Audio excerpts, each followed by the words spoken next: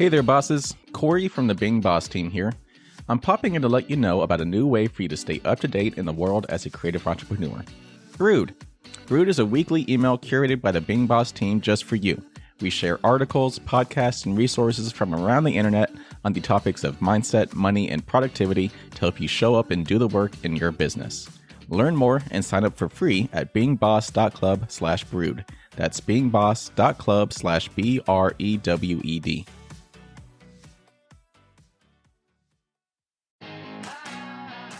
Welcome to Being Boss, a podcast for creatives, business owners, and entrepreneurs who want to take control of their work and live life on their own terms.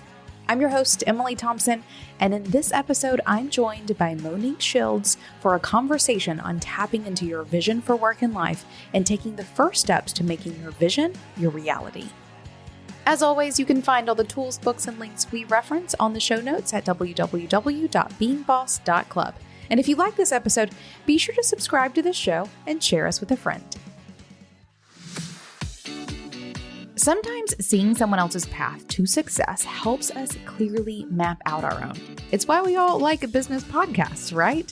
Well, I'm here to share a show for you to check out, the Female Startup Club podcast, an amazing resource that shares insights and learnings from the world's most successful female founders, entrepreneurs, and women in business. In a recent episode, I loved hearing about how Michelle Grant, the founder of Lively, the lingerie and swimwear brand, built and sold her company for $105 million in just 3 years. Total boss move. So if you're looking for a new pod to inspire your next steps, listen to the Female Startup Club podcast wherever you get your podcasts.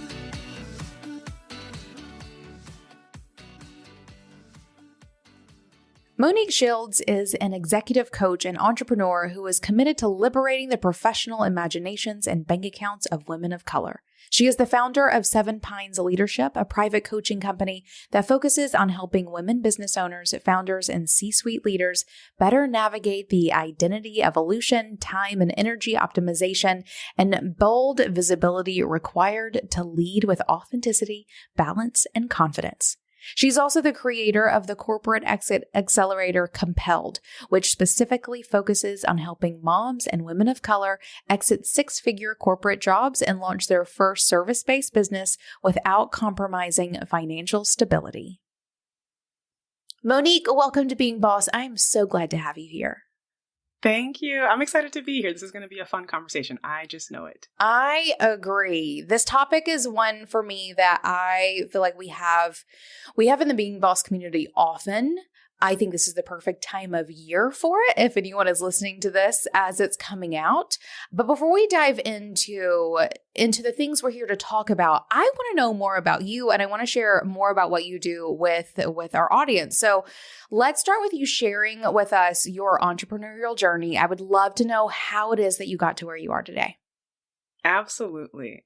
So my entrepreneurial journey, I technically say started when I became a mom. Because new urgency to go and do things my way arose as soon as I had my baby girl. But I'll rewind a little bit and just kind of tell like a little bit more of the winding story as to how I got there. So I've been an employee my entire life, my entire adult life. And, my 20s, I found myself at investment banks and asset management firm at one point, working in the back office, seeking shelter. I was a lost English major, didn't know what I wanted to do. And I need to pay off those student loans. So that's what I did. But it was very much a job. They were very much jobs. And so I did some moonlighting to find things I was more passionate about. And one of those things happened to be diversity coaching for a virtual recruiting organization that helped MBAs of diverse backgrounds land jobs in finance and consulting. So it was this really unique experience. And it gave me an opportunity to really understand, what would it be like to be a coach in some capacity, and to work with people that I really cared about. Like I really cared about the outcomes for these students and helping them, hit campus into a really intense experience as MBAs and sort of wayfind their way into their careers. But I loved really when I got to move past, things that you're talking to MBAs about, like resume and things like that, more into like the vision for their lives and like, the greater path here.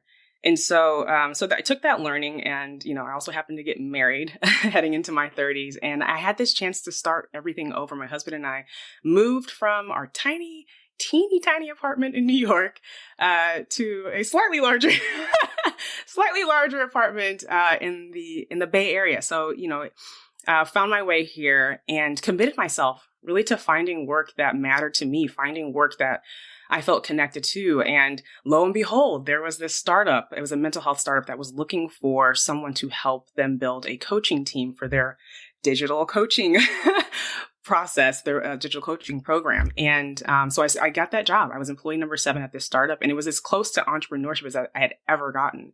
And so through that experience, I was promoted really, really quickly up through the ranks. I ended up becoming the director of coaching. And at one point I was the director of partnerships. So I was like client facing and out and selling and traveling and all these things.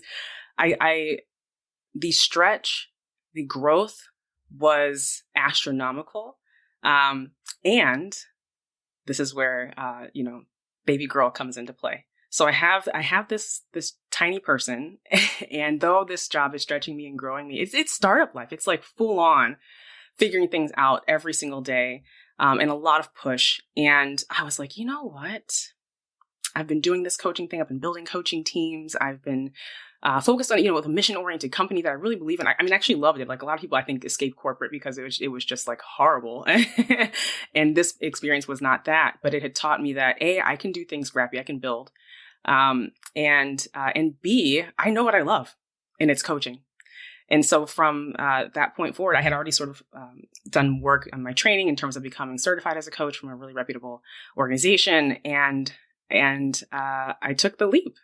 And it's been I guess it's been almost 3 years. That is crazy. 2020 just kind of dropped off the map. I can't tell timelines anymore. It's a black hole in our existence. A complete black hole. Yeah. But yeah, so I took that leap and I started my private executive coaching practice. And from there, I built a program that I now lead as well. It's for group coaching for moms of color who are trying to make corporate exits. And so I do what I love every single day, and it's amazing.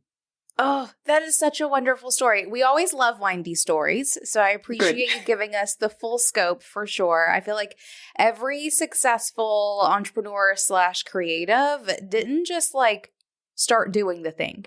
Right? No. We have to go through these amazing winding journeys. And I love that yours is more of that corporate background, because I do know there's a large portion of our audience who, I started working for myself immediately out of college.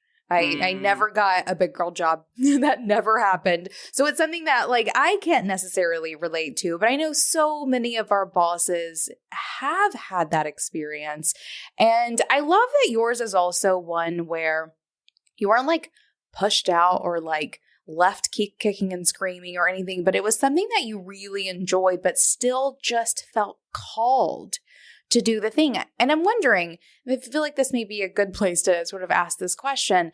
A lot of people who have corporate jobs who love them have a hard time justifying the desire to leave them. I'm wondering what was that process like for you? Oh yeah. And it's so funny that you bring it up in this way, because that's exactly it. It's much easier when it's just like, I'm throwing up the middle fingers. I'm out of this place, This place is horrible. I can't stand it. And when it's not so cut and dry and it's like, ooh, I kind of really love this team. I kind of really enjoy this work. And so for me, I think it boiled down to, which connects nicely, I think, to our topic today. It was of the broader vision. Yeah. And I had given myself some space and a chance to actually connect with what mattered more to me outside of just the work. And it was really the experience of my time.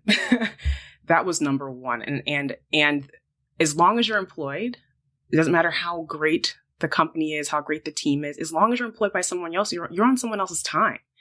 And I had a lot of flexibility too. That's another thing I hear oftentimes when I'm talking to my clients and our folks who are looking to maybe work with me is, well, they let me do kind of basically what I want to do. Like I already have a lot of flexibility, and I think it's us raising the bar on what we think is possible for us in terms of how we define things like freedom.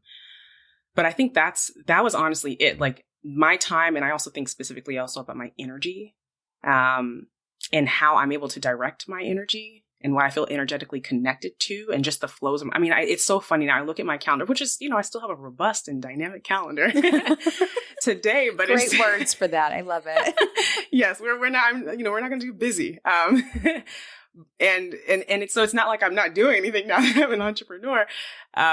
But my energy is directed, and just the flow of it's according to my rhythms and to, literally my energetic state, and my knowing about like, how I function best on a Monday morning, how I function best on a Thursday afternoon. And again, it connecting to a much bigger sense of, my life and the lifestyle that I wanted, and the feeling I wanted to have day to day. That was not just about the day to day duties of work and the people that I work with, there. Oh, it sounds like there was this really powerful, and maybe not a shift, maybe a recognition of what you wanted to put in place of value and priority, right? Of really sort of having that control over what it is that you were doing, and having, liberating yourself, it sounds like, really. Yeah. Oh, wonderful. Totally.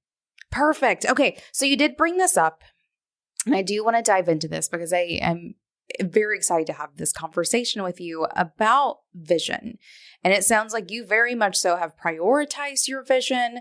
It's something that you are teaching and sharing. And it's something that, and I'll say in the boss community at large, like larger audience, but also in the Being Boss community, we talk about vision a lot. And I'll say that creatives often struggle with vision, because they tend to be very much so into what they're creating right now or what inspiration they're getting, and a little freaked out about this idea of committing to a vision, right? Because you never know what can come up, and you want to stay open and flexible and to go with the wind. Or if you guys could see me, I'm like moving like crazy over here. So I'm excited to have this conversation with you. I think we're going to dive really deep into some good things and do some good work around visioning for creatives. But to begin, what is vision and why do we need one? Yeah. So I'm going to begin my definition with what I believe vision is not and what I think we mistake it for. So Perfect. I love that you brought up this this fear of commitment to this like in state final destination kind of thing, which it's kind of how we've been trained to think about vision, as that it's a plan towards this defined future. And that's terrifying. Like, who wants to, like if it's just, and it's like a defined set of activities, and it's like this final end state, and it's so concrete. And that's not what vision is. It's not a plan towards a fixed future. I think of vision as actually being a lot more present, and active. And really it's about your connecting with your ability to imagine, and to then also just connect with what's true inside of you right now, today. Fascinating. So, I'll share a little bit more about that. But yeah, it's this anchor, I think, to ourselves. I think that, and it's incredibly important if we ask, why do we need one, is because, you are the anchor for your business.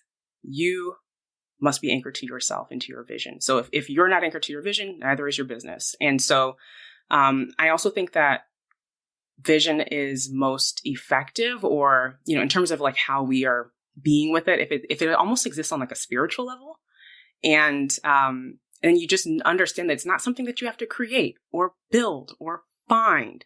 You just have to acknowledge it and embrace it and permit it to be, because it's already there. I cannot tell you how many conversations I have with clients who are so excited to begin this work and to, set this path for their business. And this is not to say that plans are not important. They're incredibly important.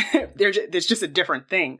But we get into these early conversations and they're like, okay, like I need to set this vision. I've got to find my vision.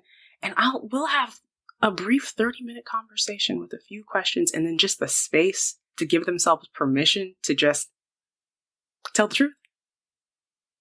They'll tell the truth of not just what they want, but also who they are. And it's like, yep, there it is.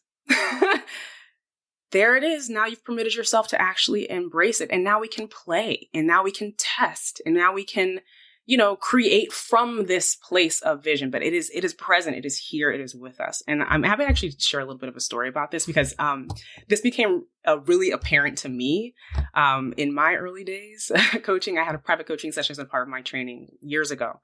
And I had this visualization. I was being walked through this visualization of myself, and it wasn't even like necessarily a future self state. Coaching, this is like a thing that's very common to kind of visit a future self. But it became bigger than that. I honestly don't know what magic was happening to me in the moment. But all that mattered is that I landed on, and I can close my eyes literally right now, and landed on this moment in time. And it's like it lives in this like mythical land in my head.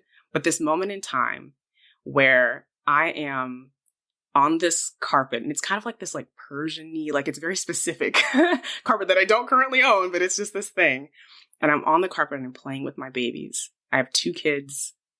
I only have 1 child right now. I don't know if I'm going to have a second one, but it's just the energy of it was there. I'm playing with my babies on the floor, and my laptop is sitting on this sofa, and it's cracked open. And all I can hear is ka-ching, ka-ching, like the Stripe account, like money is coming in. And that's my vision.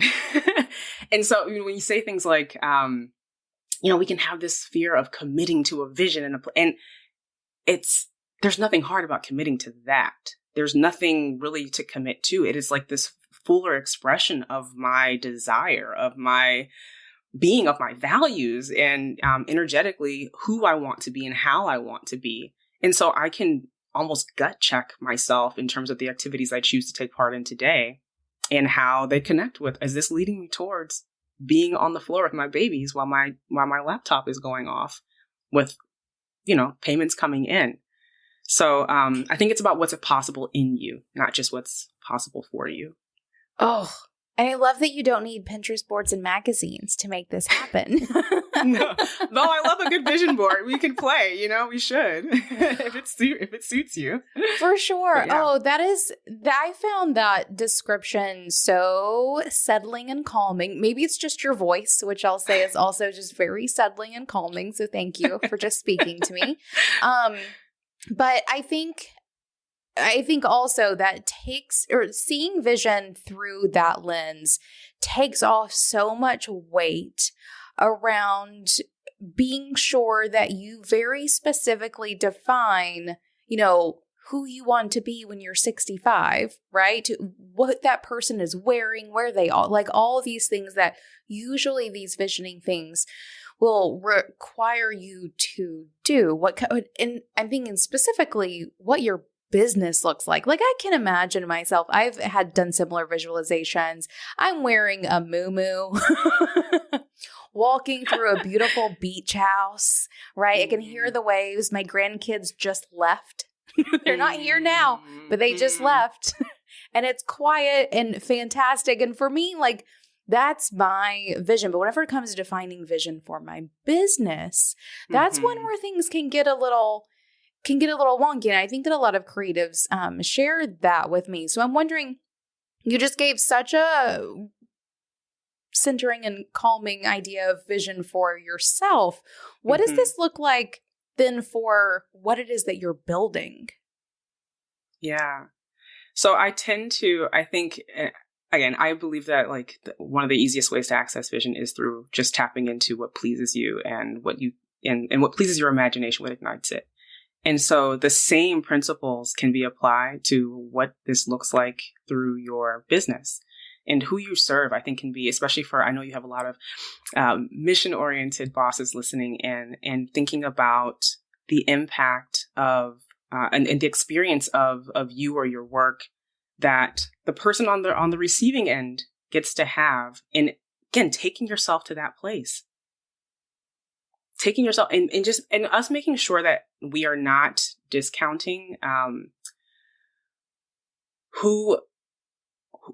I guess, and from our business's standpoint, what our business gets to stand for and what our business gets to represent and is symbolic of and embodies and emits and like the qualities thereof. And it's just not being about the plan just yet.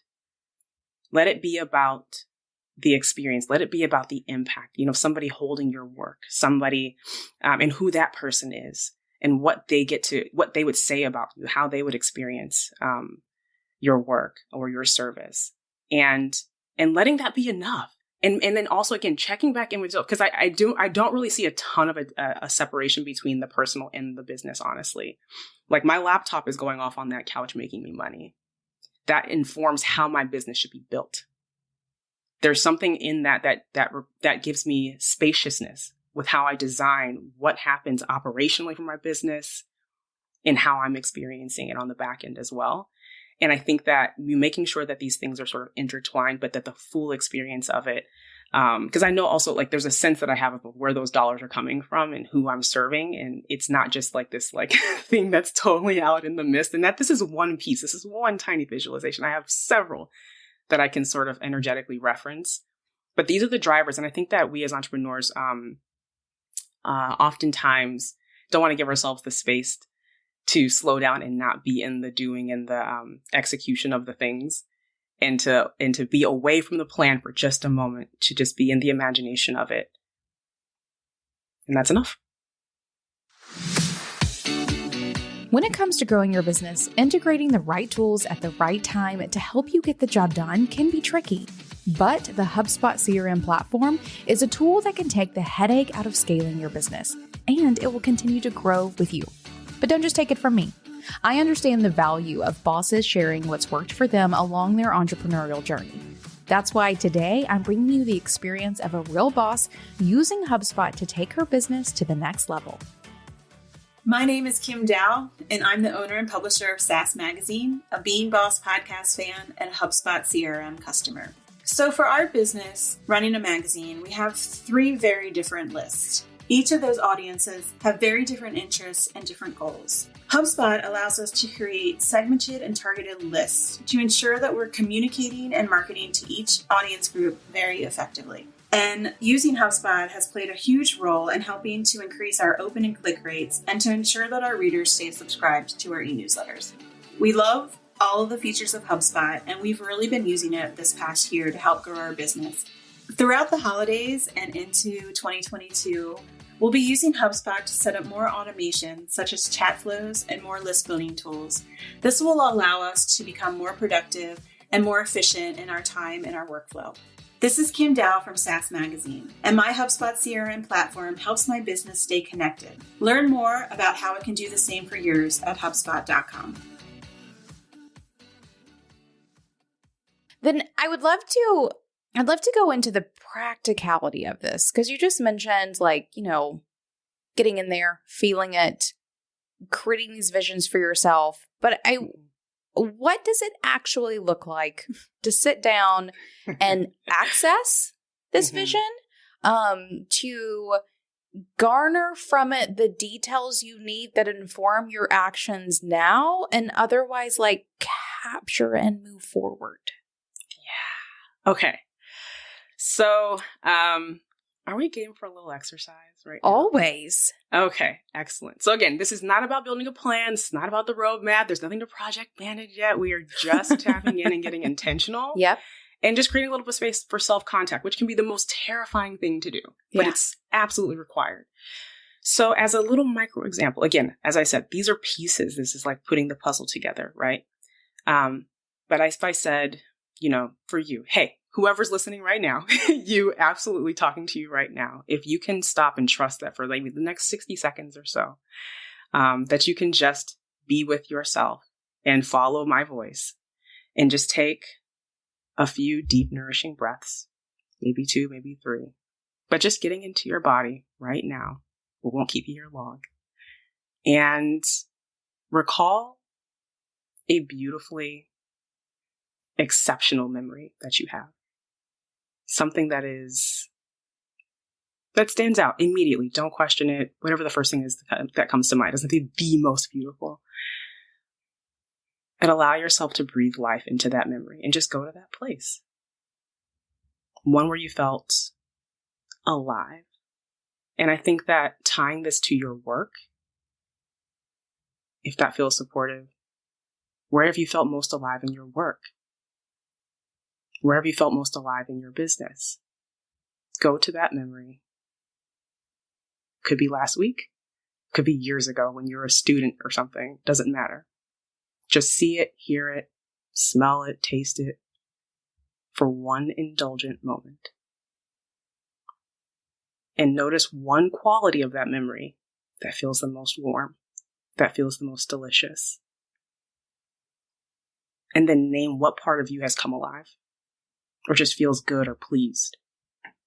Could be the part of me that's come alive is playful or adventurous, or the part of me that doesn't give a fuck, or the part of me that's sensual, or the part of me that's free-spirited. Just name it. And then open your eyes and ask yourself, standing here, sitting right where you are right now, where am I not permitting myself or my business to be that thing? That's an incredibly important first clue. So I'll pause. I'm going to take a note. Okay. Yeah, I mean, in the day-to-day life that we're living, we can just feel like such puzzles to ourselves, and I think we can really create this whole vision thing out to be something much bigger and more complex than it is. And it's just because, we're just moving. If you get still and permit it, there are these pieces that are so clear. And they add meaning and purpose and direction. So. There you go. I hope everyone just saw and felt something amazing. And if you didn't, feel free to rewind. Try it again. If you were driving in the car, take a moment. Yes. Make some time later, whatever it may be. Because even as I'm still engaged here, I caught some good glimpses of some things and had some nice little inklings that I super appreciate you helping me access. Which then takes me to sort of next step. So we have this idea of what this vision, the things that we want to feel into, the things that are maybe glimpses of like actual things we need to do based on where we are or what we're doing or whatever it may be. Mm-hmm. What does it then mean to start moving that vision into how you're showing up and what you're doing? Mm-hmm. Okay, so you have this vision, right? And we played with a tiny piece of it today, but you spend more time with this and it becomes alive and real. And it's like, oh, wow. The thing that we don't always count on is it becomes confronting. And then it's like, oh, well, that's scary. That's, can I have that? Is that real? Can I trust this? Like all of that stuff starts to come up, right? The inner imposter, all of the craziness.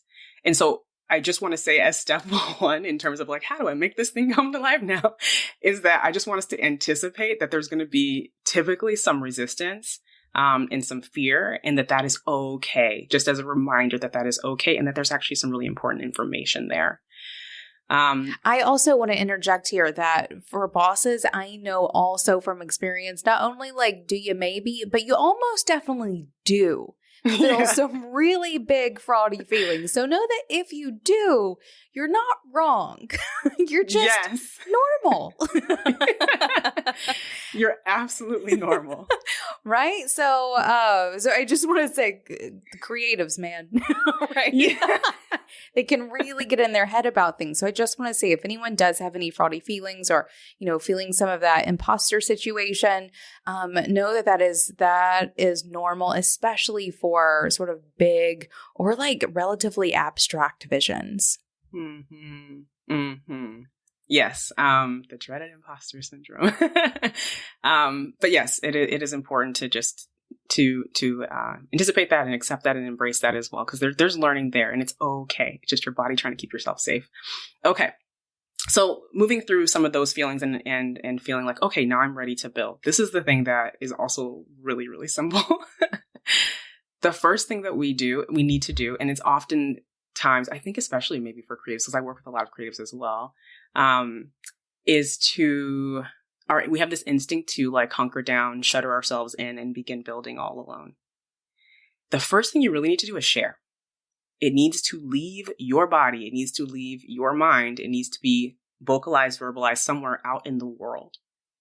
it has to go out, because the vision will begin to create itself if you put it to work, which means put it out there for others to bounce themselves off of. So to be clear, know where you are with it and how precious and, maybe how tender it is, depending on where you are with it in terms of who the audience needs to be. But if it's like, I'm just kind of fighting the fear of like anyone seeing this because like it's exciting and thrilling and terrifying to me, and there's not anything really specific or anything that actually needs to be remain confidential to, for your business sake, put it out there. Put it out there. And I always tell my clients too, if it's just like, I don't know, where to put this yet, like talk to your neighbor. You would be surprised how often we're just not sharing with the people closest to us the things that are biggest in us that are moving and trying to take shape. And that's who you can start with immediately today. Who lives in your house with you? Who's already in your village or community? If you belong to like a creative community as well, or an entrepreneurial community, put it out there. Find someone to begin discussing this with, because that momentum begins to build. And the thing is, like, again, I know we're talking to a lot of creatives and folks who are just building things and trying to do things new. Your instincts just need some space to kick in.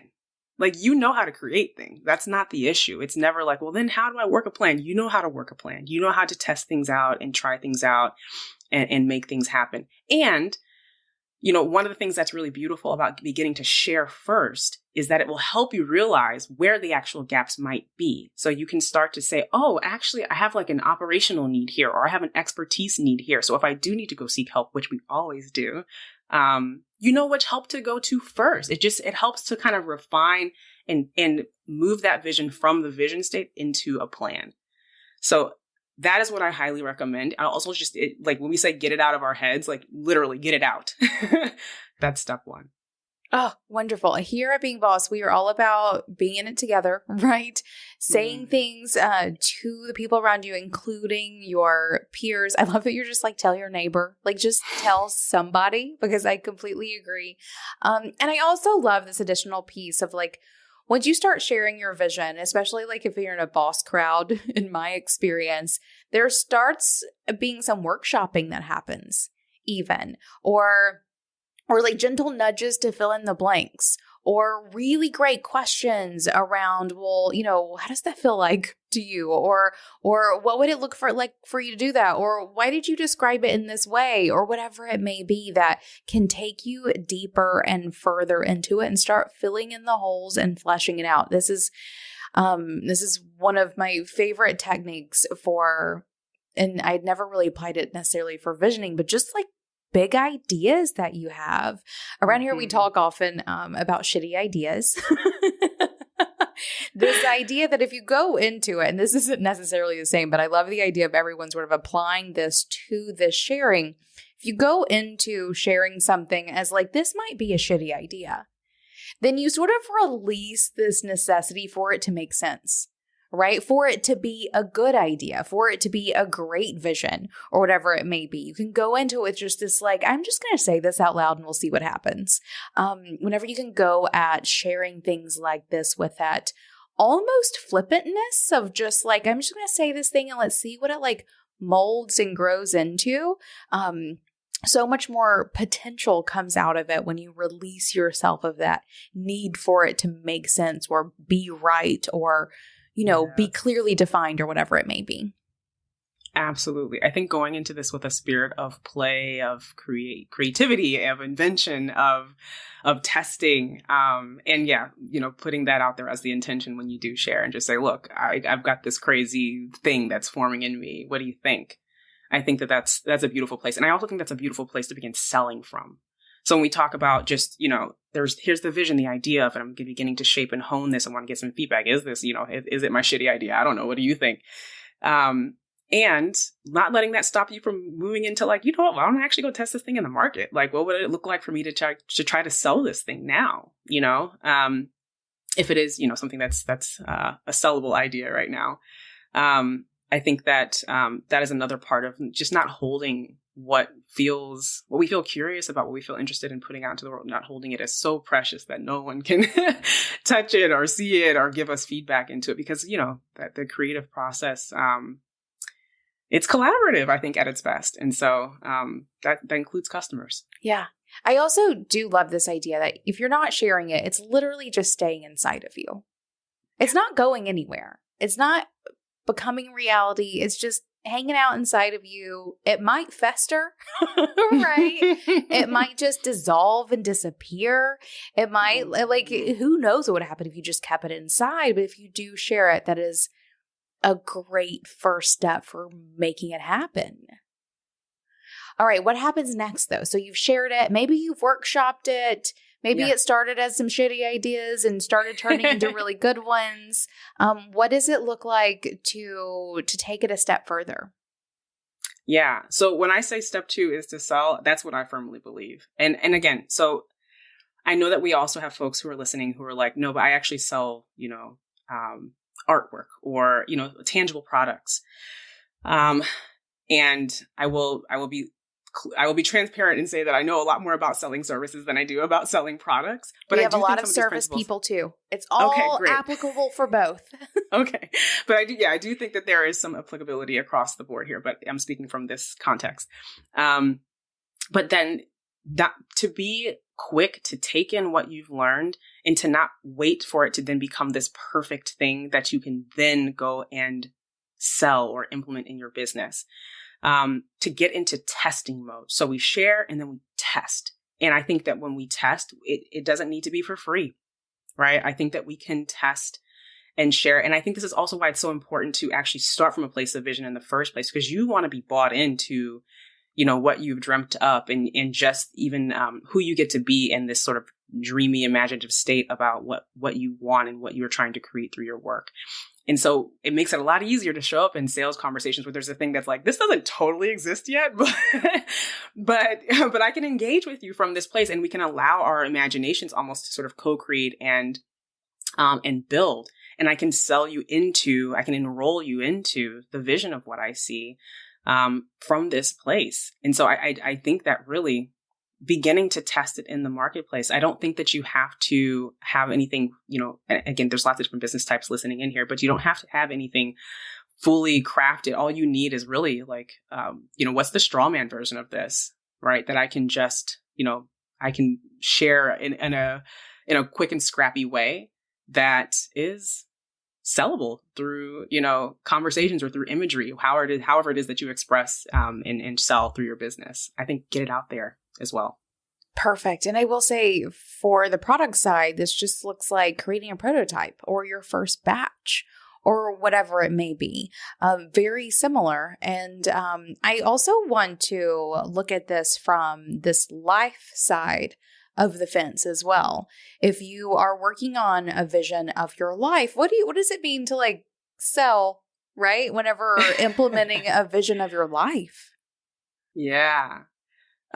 So I do think it's definitely important when you think about, I can give myself as an example, like enrolling my husband into, cause we go off into our, respective, he's an entrepreneur as well, but we go off into our respective businesses and our respective days just as individuals. And we think about people who are closest to us.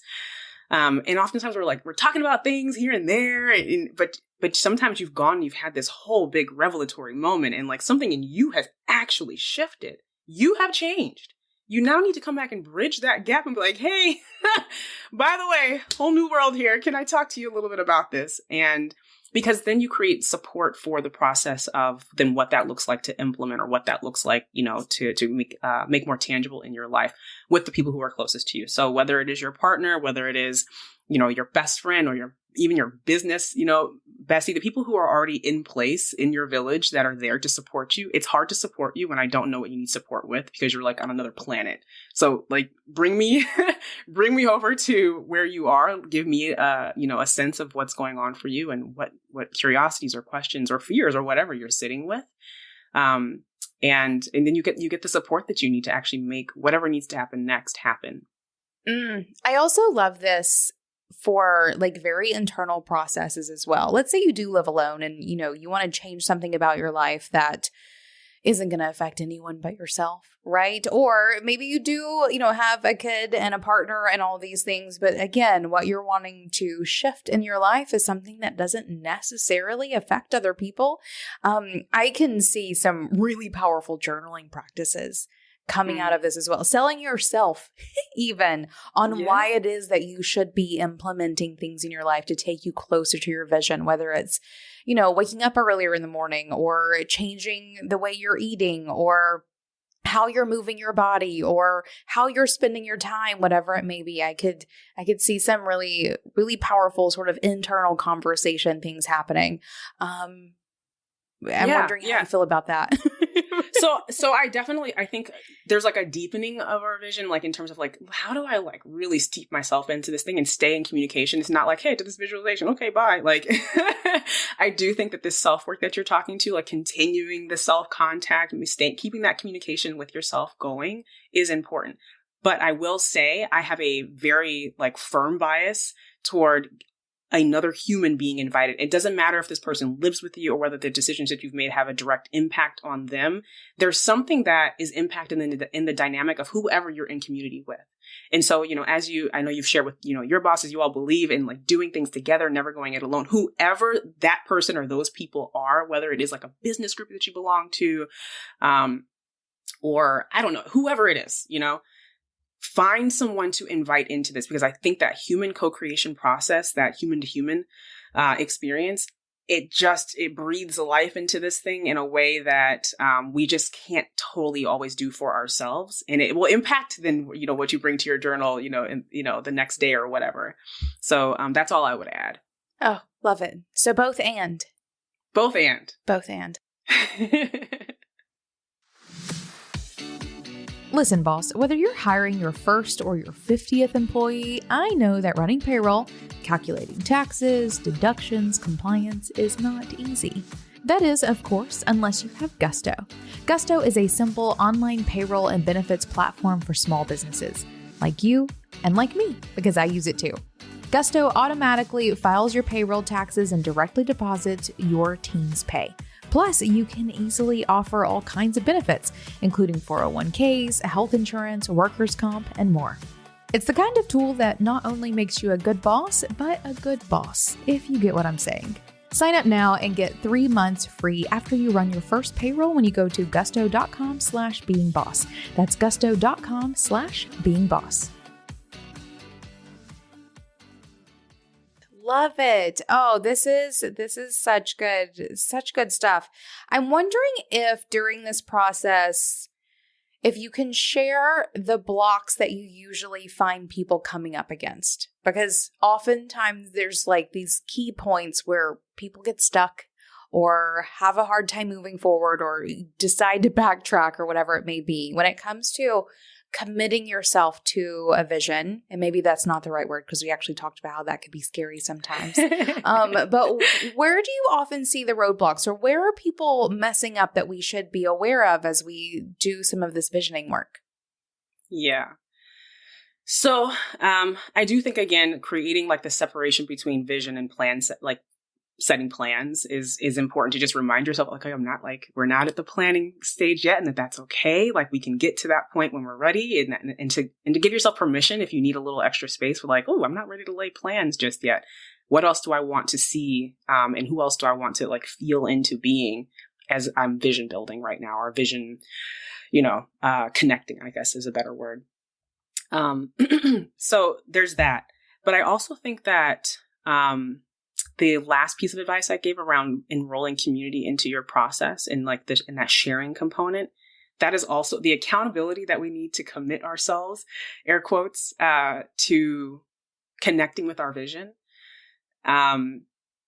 It's all around us. It's in the relationships that we hold. Like there are these really fundamental elements, I think, to like just moving ourselves forward in anything in life. And in community and relationship is one of the most motivating factors. If we can make sure that we're tapping into that variable of our life, again, never isolating yourself in this process, that is a huge mistake I think a lot of entrepreneurs make, because, sometimes, again, the vision kind of reveals itself to you and you're like, oh, there's this thing or these things that I'm seeing that I want to move towards. Oh, that's scary. Oh, why do I feel scared? I don't know if I can do this. Here comes the shame monster. And then you isolate and it's like, no. That is the exact time that you need to invite in support. This is also why I hire coaches. This is why I'm a coach. This is why you actually can get paid help for someone who will hold you accountable to your dreams, to your vision, right? But I think that is one of the easiest ways to rise to the occasion, is to have the accountability and the support of community who actually know that this is what you're grappling with, this is what you're thinking about, and can ask you about it, can support you with it. It's just one of the most powerful things that you can do. I also do think that committing yourself to a test through that accountability, so and not just being like, hey, I've got this thing, I want to put it out there. I'm also putting out there, this is my intention for what I'm going to do with it. This is the test, getting some feedback now, actually having shared about this. This is the first test I want. Can you hold me accountable to that? Can we check in afterwards? Will you check on me after this date? I think the accountability piece and just being witnessed through the process is incredibly, incredibly critical. Yes, I can second that for sure. As you're saying all these things, I'm thinking of multiple situations in the Being Boss community over the past couple of years where I've watched bosses show up, share the thing that they want to do. There's like accountability happening all along the way within the space of, within that space of people who get the kinds of things that we do, and then watch them do the thing. It's amazing to witness that. But I also know that sometimes that first step of just showing up can be so difficult for people. So if anyone is feeling it, Being Boss community, beingboss.club/community, come share the thing for sure. We have, Monday meetups where I can think of, again, multiple situations where I've watched bosses take this exact same journey. And if like showing up in those spaces with people is the hard thing, then one, we got some easy help. And two, is that all we got? Because if that's it, y'all, we've got this. Totally got this. But I do understand that. I do understand that, especially I hear this often from I will say especially creatives, but also especially business owners. Because I often hear that people who identify with one or both of those, right, sometimes have a hard time sharing their vision with their partner or with their friends that don't understand what they're doing, or with other family members who don't quite connect. And there's this like fear of rejection maybe, or, fear of shame or whatever that keeps them from doing that. If that's where you are finding your block, I cannot express enough how important it is to find people with whom you feel you have the connection that enables you to share these things. Because I feel like sometimes it's not even, the block isn't even showing up. It's that you don't feel like you have the right people to show up to. So find your people. Yes. I would second that all day. Community is vital. Like, you're just not going to do this thing alone. I don't know any successful entrepreneur who has truly, there's like bootstrapping kind of, mythical stories out there. It's not real. No one is doing this alone. And finding that aligned community, people who do get it, because this, again, as I was talking about earlier, knowing what state you're in and knowing what the relationship is, and if this person's really going to get it. My parents still don't totally understand what I do for a living, right? And so, expecting that of a relationship or of people who are just like, the context is just so different. It's just not going to happen. And so, really committing yourself and being, I think, relentless about finding that community is critical. And I think it's the best investment you can make in yourself and your future success. 100%. For sure. Monique, this has been fantastic. Are there any other pieces that you feel the need to share about capturing, I guess maybe accessing, capturing, defining, and pursuing your vision? Yeah. So I'm hanging on to the word capture. And I think one thing I will say is to as folks who are, like just creative thinkers and creative problem solvers and creators, there's probably something that you've learned about yourself and your unique perspective, and also like how you're activated in a way. So when we talked about like tools, things like, the vision board, like those things have a place. So now that you've spent a little bit of work with this self-contact, and again, you're in community and actually sharing about it, what are some of the tools that actually work best for you? I talk to myself. I used to express myself a lot through written word, and that shifted over time. I realize I'm a lot more just in tune with myself if I'm speaking to myself. So I have this app. It's called the Otter app, OTTER. If anyone's not familiar with it already, and it transcribes your audio. And I'll just tap it when I'm driving, when I get like the best thoughts, or if I'm just reflecting on things that maybe visions or ideas that I have, and making sure that I'm capturing it in a way that speaks, your language. So, I also am visually anchored. So doing the things like the vision board, or having a journaling practice, but not trying to force it into something because you see it on the internet because that's the way other folks do it. For instance, I started a newsletter, and I realized, again, with this writing thing, it takes me way too long to express myself with written word. I like written word. I like to write, but it's like I need to save that for when it's time to write like the novel of my life or something. Like I don't have it for every week or two to write something. So I was like, okay, I'm going to create this thing called an audio newsletter. And so the first very scrappy version of it was like an upload into Dropbox and audio, like auto recording the link over it for people to listen to this week's episode of my audio newsletter. Because I also didn't at the time know if I wanted to commit myself to a podcast. So that's just an example of working with yourself and being like having no shame and acknowledging like, this is the way I need to express myself. This is the way I need to be in process with myself. And to do that thing. To put your vision, place it through the medium that actually makes sense for you, where you feel most connected and it feels most easeful.